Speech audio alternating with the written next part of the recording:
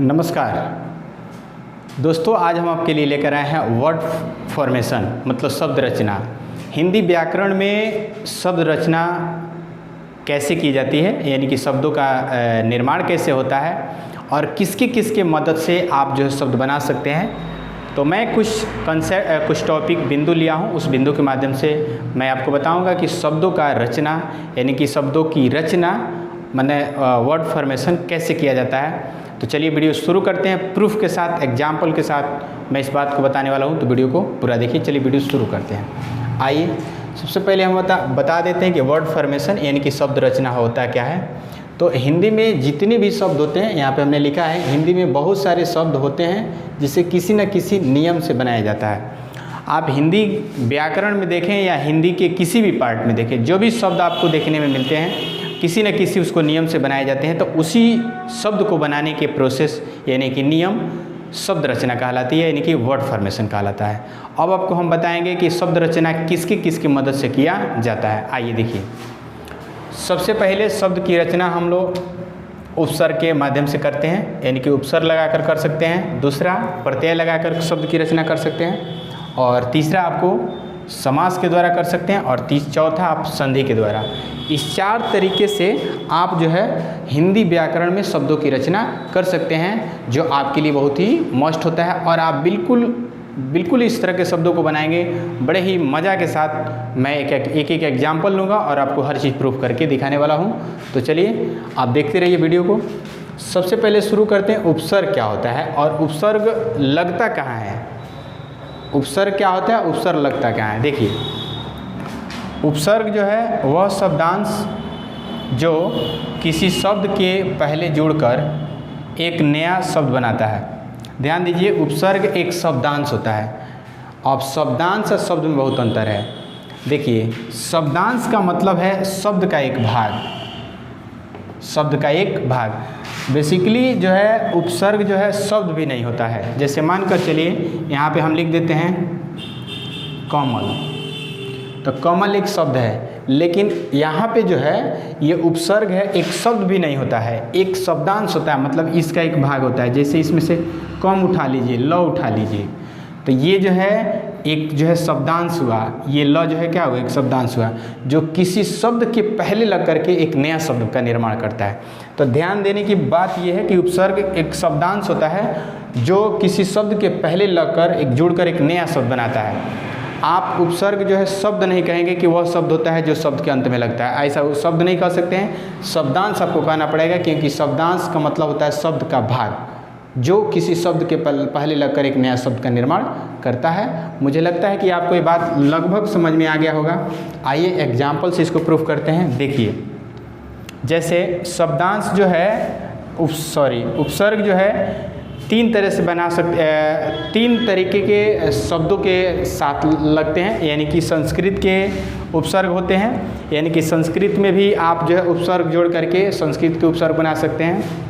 हिंदी में भी कुछ शब्दों को जोड़ करके एक नया शब्द बना सकते हैं जो हिंदी में उपसर्ग आते हैं। उर्दू में भी होते हैं। तो ये बेसिकली जो है उपसर्ग होते हैं, यानी कि संस्कृत के उपसर्ग होते हैं, हिंदी के उपसर्ग होते हैं और उर्दू के। अब आइए आपको हम बताते हैं कि संस्कृत में उपसर्ग के रूप में क्या आएगा, तो उससे क्या बनेगा। जैसे रिक्त है, तो रिक्त मैंने खाली होता है, ठीक है। और जिसमें जैसे ही हम क्या जोड़ देते हैं अति, तो ये हो जाएगा अतिरिक्त। क्या हो जाएगा, अतिरिक्त। यानी कि रिक्त में जैसे ही हम लोग अति लगा देंगे तो ये हो जाएगा अतिरिक्त। तो रिक्त मैंने खाली था, अब एक देखिए नया शब्द बने अतिरिक्त। अब अतिरिक्त का मतलब होता है उनको छोड़कर। जैसे कहते हैं कि 10 आदमी बैठे हैं, 10 आदमी में छोड़ करके उनको खड़ा करा दीजिए, माने उनके अतिरिक्त। बाकी लोग से थे, बाकी वो नहीं थे। तो अतिरिक्त का मतलब एक आदमी को छोड़ करके बाकी सारे लोग ऑब्सेंट थे। तो अतिरिक्त का मतलब होता है जिस व्यक्ति के बारे में कह रहे हैं उनको छोड़ करके बाकी सब कोई थे, ठीक है। आगे देखिए, एक और शब्द ले लेते हैं, जब अभी है। जैसे मान में हम जोड़ देते हैं अभी, तो अभी एक क्या हुआ, उपसर्ग हुआ जो शब्द के पहले लगा है ना। मान एक जो है शब्द है, इसके पहले अभी लगा है, अभी एक उपसर्ग हुआ। और इसको जब मान में जोड़ देंगे तो आई होगा अभिमान। अभिमान से एक नया शब्द बन गया। उसी तरह से हिंदी में देखिए, हिंदी में जैसे पच हो गया। अब पच जो है एक शब्द है, इसमें हम जोड़ देते हैं अ, तो अ एक उपसर्ग हुआ। अब इसको जोड़ देंगे तो अपच हो जाएगा। एक नया शब्द बना रहा है। जैसे पात्र, पात्र और पात्र में जोड़ देते हैं एक नया शब्द, सॉरी ये कु, तो कु एक उपसर्ग हुआ, हिंदी के उपसर्ग हैं, इनको जब पात्र में जोड़ेंगे तो कुपात्र हो जाएगा। तो इस तरह से आप जो है किसी भी शब्द के पहले जोड़ करके एक नया शब्द बनाते हैं तो उसी को हम लोग बोलते हैं, जो पहले जुड़ता है उसको उपसर्ग कहते हैं। जो पहले जो जुड़ रहा है इसको हम लोग उपसर्ग कहते हैं। आइए उपसर्ग के बारे में हम लोग कुछ संस्कृत में देखते हैं। जैसे उम्र है, उम्र में हम जोड़ देते हैं कौम, तो कम उम्र हो जाएगा। तो ये कौम जो है उर्दू के उपसर्ग है। जैसे यहाँ पे कौम और जोर में हम जोड़ देते हैं कम, तो कमजोर हो जाएगा। तो कमजोर में कौन सा क्या है, कौन किसके उपसर्ग है, उर्दू के उपसर्ग हैं। जैसे पसंद है, पसंद में जोड़ देते हैं ना, तो ना पसंद होगा। ना पसंद में कौन सा उपसर्ग है, हिंदी संस्कृत उर्दू, किसका, तो भाई उर्दू का है। बात पकड़ में आ रहा है ना। तो इस तरीक़ा से उपसर्ग आपको बस इतना माइंड में रखना है कि उपसर्ग कोई एक वह शब्द होता है जो किसी शब्द के पहले लग करके, उपसर्ग वह शब्दांश होता है जो किसी शब्द के पहले लगकर एक नया शब्द बनाता है, तो उसको हम लोग बोलते हैं उपसर्ग। मुझे लगता है कि आपको ये उपसर्ग समझ में आ गया होगा, बिल्कुल आपको क्लैरिटी के साथ आ गया होगा, इसमें कोई शक नहीं होगा। अब आइए हम आपको बताते हैं, उस उपसर्ग लगा करके हमने शब्दों को बनाने को सिखाया। अब आइए आपको हम बताते हैं प्रत्यय लगा करके शब्दों का निर्माण कैसे करते हैं। आगे देखिए, अब हम आपको बताएंगे कि प्रत्यय क्या होता है, तब नहीं इसके बारे में हम बताएंगे कि प्रत्यय लगाकर हम लोग शब्द बनाते कैसे हैं। आइए हम आपको बताते हैं प्रत्यय। प्रत्यय वह शब्दांश, ध्यान दीजिएगा, शब्द नहीं कहेंगे, वह शब्दांश जो किसी धातु या अन्य शब्द के अंत में जुड़कर नया शब्द बनाता है, तो उसको हम लोग बोलते हैं प्रत्यय। ध्यान दीजिएगा, प्रत्यय जो है शब्द के अंत में जुड़ता है और उपसर्ग जो है शब्द के पहले जुड़ता है। उपसर्ग कभी भी पहले आता है और प्रत्यय कभी भी शब्द के अंत में आता है। तो जो अंत में आता है प्रत्यय कहलाता है, जो पहले आता है उसको उपसर्ग। ये शॉर्टकट तरीका है याद करने का, इसको याद रखिएगा। आइए हम आपको बताते हैं कि ये प्रत्यय धातु या किसी अन्य शब्दों के अंत में ही जुड़ता है। अब हम आपको कुछ और आइडिया जैसे देते हैं, जैसे मनुष्य में ता जोड़ देते हैं तो ये हो जाएगा मनुष्यता। और मनुष्यता में क्या जुड़ा है, प्रत्यय की उपसर्ग, तो प्रत्यय क्यों जुड़ा है, तो भाई लास्ट में जुड़ा है। क्या है, लास्ट में जुड़ा है, वो भी क्या जुड़ा है, ता। क्या जुड़ा है, ता। तो ता शब्द, ता क्या है, एक प्रत्यय है जो मनुष्य में जुड़कर एक नया शब्द का निर्माण किया है, मनुष्यता। अब आपको हम बताएंगे कि प्रत्यय के कितने भेद होते हैं। तो प्रत्यय के दो भेद होते हैं, एक कृत प्रत्यय होता है, एक तद्धित प्रत्यय। सवाल है कि कृत प्रत्यय किसे कहते हैं। आइए आपको बताते हैं। कृत प्रत्यय, धातु में जुड़ने वाले प्रत्यय को हम लोग कृत प्रत्यय कहते हैं। जो धातु में सिर्फ जुड़ता है उसको हम लोग बोलते हैं कृत प्रत्यय। मन में प्रश्न होगा कि धातु किसे कहते हैं, तभी तो आप जान जाइए कि धातु किसे कहते हैं। जब धातु आपको पता लगे तो इन्होंने कहा है कि धातु के अंत में जुड़ने वाले प्रत्यय को हम लोग कृत प्रत्यय कहते हैं। आइए आपको हम बताते हैं धातु किसे कहते हैं। बेसिकली धातु का मतलब क्रिया होता है। क्रिया वाला वीडियो मैंने अपलोड किया है, लिंक वीडियो के डिस्क्रिप्शन में है, देख लीजिएगा। उसको देख करके देखेंगे तो आपको धातु का कंसेप्ट हमने वहीं पे बताया, क्योंकि क्रिया का कंसेप्ट है और वहीं पे हमने इसको बताइए किया है। तो धातु वाला वीडियो देख लीजिएगा, सबका लिंक वीडियो के डिस्क्रिप्शन में देख लीजिएगा। जैसे यहाँ पे हम बता देते हैं आपको धातु, जैसे जाना है, आना है, खाना है, तो ये क्रिया है। क्या है, ये क्रिया है, ये भी क्रिया, ये भी क्रिया। लेकिन जो ये पहला अक्षर है जा, ये पहला अक्षर है आ और पहला अक्षर है खा, तो इसको हम लोग बोलेंगे धातु। क्या बोलेंगे, धातु। इसको क्या बोलेंगे, धातु। इसको क्या बोलेंगे, धातु। धातु का मतलब होता है क्रिया का मूल भाग। धातु मतलब क्रिया का मूल, जिससे कि धातु, जैसे जा में ना जोड़ दिया गया है तो जाना हो गया। तो जा क्या है, एक धातु है। क्या हो गया।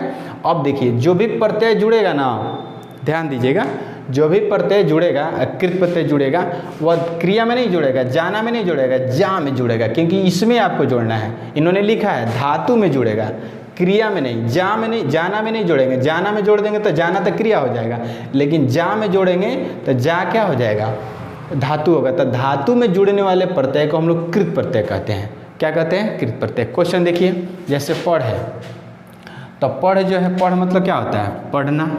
तो पढ़ना में ये पढ़ जो है क्या है, धातु हुआ। और पूरे शब्द को क्या बोलेंगे, क्रिया बोलेंगे।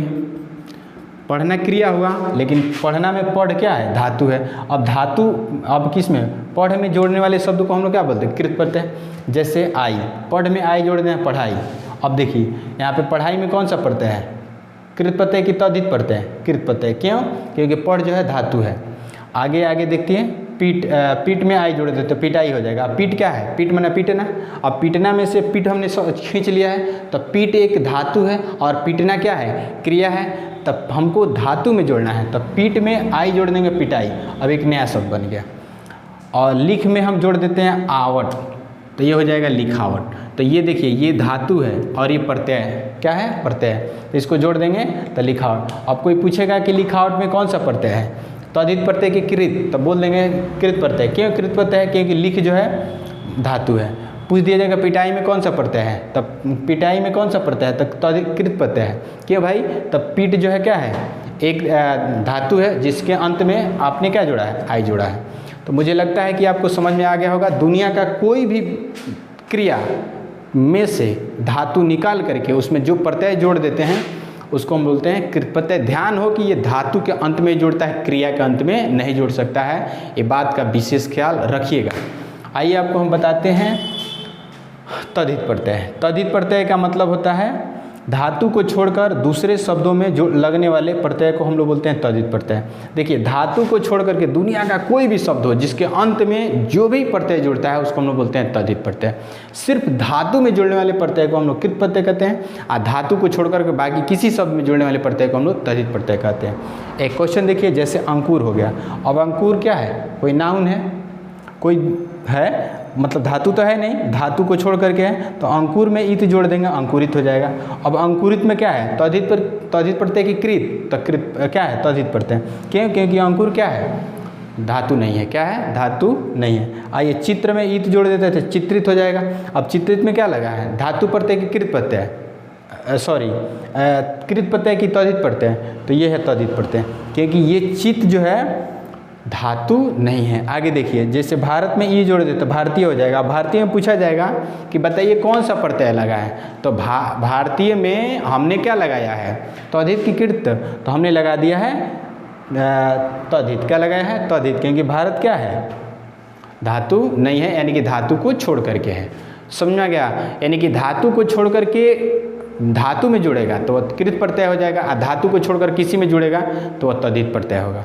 मुझे लगता है कि आपको बिल्कुल समझ में आ गया होगा। वीडियो पसंद आए तो लाइक करिए, चैनल पर पहली बार सब्सक्राइब कर लीजिएगा, बेल आइकन प्रेस कर लीजिएगा। मैं ऐसे ही वीडियो शानदार, सटीक और बिल्कुल आपके शब्दों में लेकर आते रहते हैं। तो वीडियो उन बच्चों को शेयर करिए जिसकी इसकी ज़रूरत है। मैंने देखिए इस वीडियो में क्या क्या कवर कर दिया, उपसर्ग कवर कर दिया, प्रत्यय। आने वाले वीडियो मिलेगा जिसमें हमने समास और संधि दोनों एक साथ बताएंगे।